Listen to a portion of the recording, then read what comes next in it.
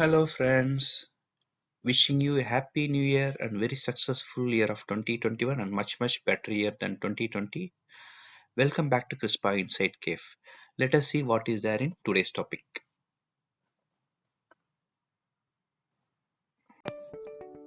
Okay, today we will see how to find a day of a week for a given date in any century. This technique, what I am going to share with you today, will work for any dates after 18th century to any date including future dates. There are many methods people follow, and here is my way of calculating it. Hope you will enjoy it. So next time if anyone tell you a historic date or a future date, you will be able to find the day instantly within a minute without the help of a calendar. Okay, before going into the actual calculation, I want to share with you some basic concepts about week and year, how it works. The world currently uses a calendar called Gregorian calendar, which was replaced from Julian calendar. This Gregorian calendar was first introduced in the year 1982 by Pope Gregory XIII. As per ISO, every week contains 7 days starting from Monday till Sunday, following again by Monday. This will roll forever in a calendar. Having said this, not all parts of the world consider the week to begin with Monday. For example, in some Muslim countries, the normal week begins on Saturday, while in Israel, for example, it begins on Sunday. In Americas, the work week usually starts on Monday, something like that. So, but for our calculation, we will adopt this strategy of having first day as Monday. So next point is, if the last two digits of a year can be divided by 4 with no remainder, then that year is called a leap year. So some examples are 2004, 2008, 2012, etc. So all these numbers are divisible by 4, but there is exception to it. In case if a year is a century year, then every 400th year is only the leap year. For example, 2000, 1600, 1200, or in the future 2400 will be a leap year, whereas years like 1900, 1700 are not leap years. And next point is, February month of each leap year will have 29 days, which of course most of us will know, and whereas in non-leap years it will have only 28 days. Let us see some rules which we are going to use in our calculation. First one is, every century will have 5 spillover days. So let us understand what is spillover days first. Let us say a month starts on Monday and ends on a Sunday, which means that period has completed without any spillover days, or rather we can say that all the weeks in the year is fully completed because it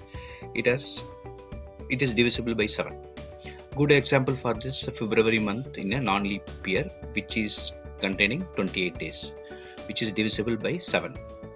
For example, if we take 1st February 2021, which starts on Monday, and the last date of the month, 28th February, is Sunday. So in this month there are no spillover days, or we can say no incomplete weeks in that month.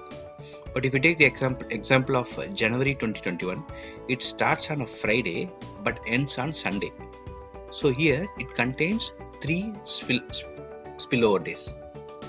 So I am referring these 3 days, these incomplete weeks, incomplete days in this week of 3 days as spillover days.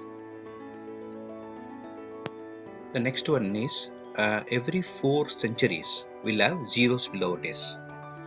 For example, if we take the first day of 2001, 1st January 2001 is Monday, then the last day of the after 4 centuries, which is 31st December 2400, will be a Sunday. So next one is, every non-leap year will have 1 spillover days and every leap year will have 2 spillover days. You can calculate by yourself. For example, if you divide 365 by 7, which is a non-leap year, number of days in a non-leap year, you will get a remainder of 1. And if you divide 366 by 7, you will get a remainder of 2. Next one, I have just populated a table to show you what all the spillover days in each month, as it will differ. Again, I have populated for a leap year and a non-leap year. So for example, if you take January on a non-leap year, which contains 31 days, so if you divide it by 7, you will get a remainder of 3. So 3 days is a spillover days in that month. So another example, if you take February in a leap year, which contains 29 days, so the spillover day is 1, because when you divide 29 by 7, you'll get a remainder of 1. So we will see how to use this table in a moment. So the next one is, in our calculation, Sunday will be represented by 0, incremented by 1 for the next day in such a way that Saturday will be represented by 6. So you can see in the below table, Monday is 1, Tuesday is 2, Wednesday is 3, Thursday is 4, Friday is 5, Saturday is 6, and Sunday is 0. So now we will see how we can use these rules in our calculation. Now let us see how to calculate. So I am going to take an example and then show you how this calculation works.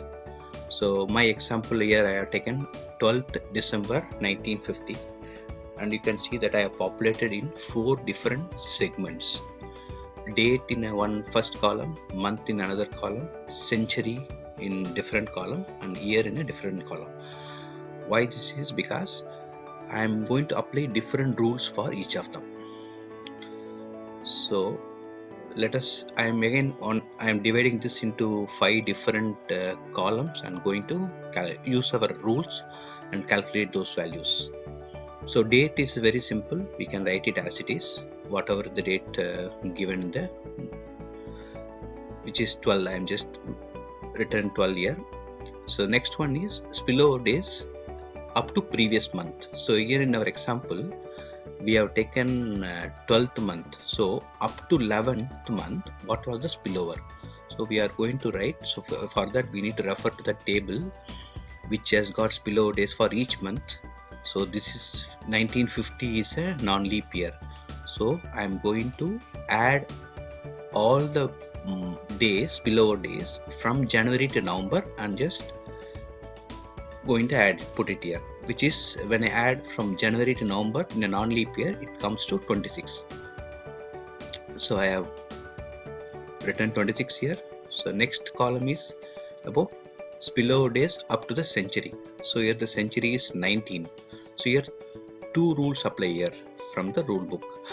The first one is, we have seen that every 400 or 4 centuries, the spillover days is 0, and for every century, the spillover days is 5.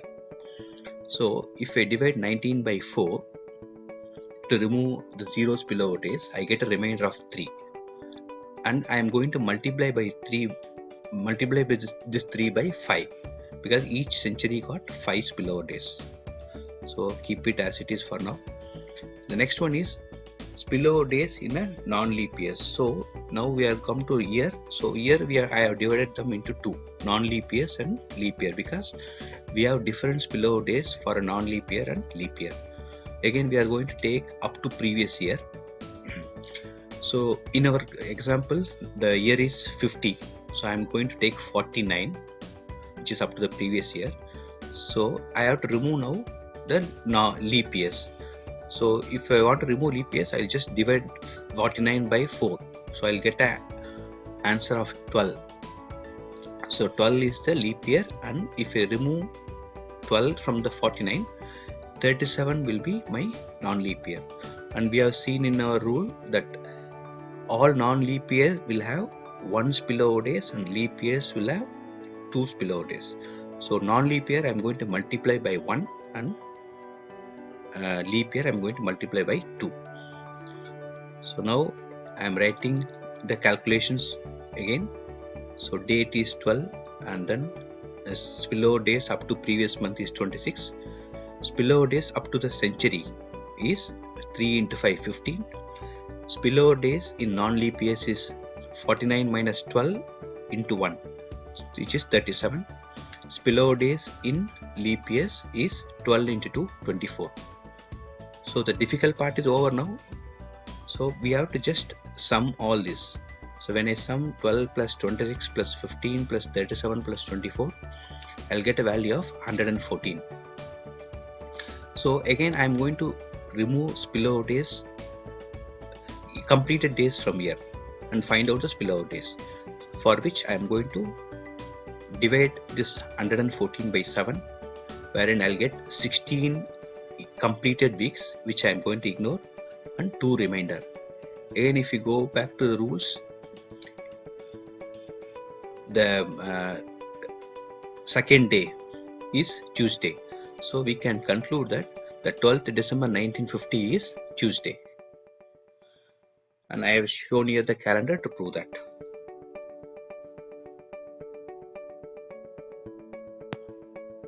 Now we'll see one more example which should be simpler than the previous one. So here I have taken a date of 1st January 2044 and written in 4 different columns, as we are going to apply different rules for each of this. So first is the date, which is simple, we can write it as it is. Second is about spillover days up to previous months. Since this is the first month of the year, there are no previous months, so the answer or the result will be 0. And spillover days up to the century. So in this case, the century is 20. So when I divided by 4 by applying the century 4 century rule, the remainder is 0. So the value will be 0 here. And coming to the year, I am going to divide this into 2 parts. This is again up to previous year. So if I take 43 and divide it by 4, I'll get 10 leap years. So I have to remove 10 from the non-leap years, from the overall years, to get the non-leap years, and then I'm going to keep the 10 leap years as it is for multiplying into 2. Again, I'm going to write the calculated values. Date is 01. Spillover days up to previous month and spillover days up to the century will remain 0. And spillover days in non-leap years, which is 43 minus 10 into 1 is 33. Spillover days in leap years, 10 into 2 is 20. Now all done. Now we are going to just add these values, 1 plus 33 plus 20. So I'll get the result of 54.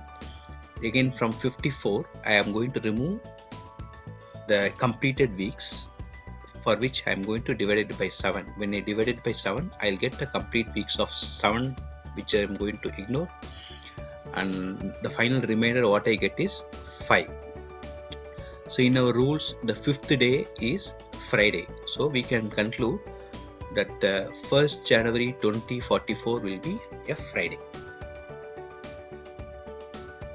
So on the face of it, it seems difficult, but if you practice it for a few times, you will be very clear on what rules to apply where, and you will be able to calculate within a minute. Thank you friends for watching the whole video, and hope you enjoyed the video and understood something new today. If you are already aware, it's fine. So just a question for your thought. So we saw 2 different type of calendars, Julian and Gregorian.